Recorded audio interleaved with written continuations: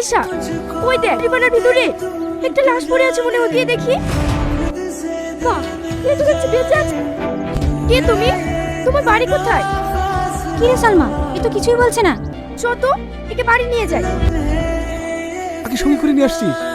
এই ছেলেটা নদীর ধারে বা বাজে অবস্থায় পড়েছিল, উঠে গিয়ে দেখি ও বেঁচে আছে, কিন্তু কিছুই বলতে পারছি না, তাই আমি ওকে সঙ্গে করে নিয়ে আসলাম। এখন থাকবে কোথায়?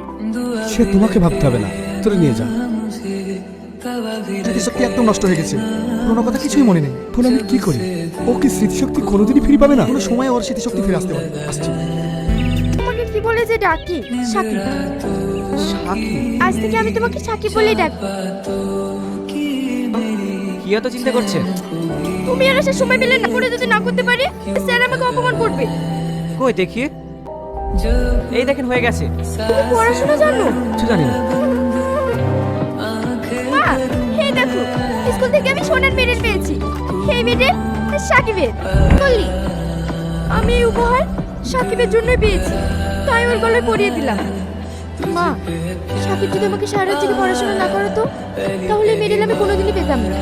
সাকিবকে আমি ভীষণ ভালোবাসি, তাই আমি ওকে সারা জীবনের জন্য জীবন সঙ্গী হিসাবে পেতে চাই। তুই একটা জজের মেয়ে হয়ে সামনে একটা ড্রাইভারকে।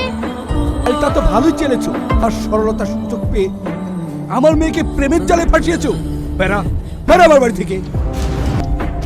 মা, তুমি ওকে মেরো না। তুই এখনো বেঁচে আছিস বাবা?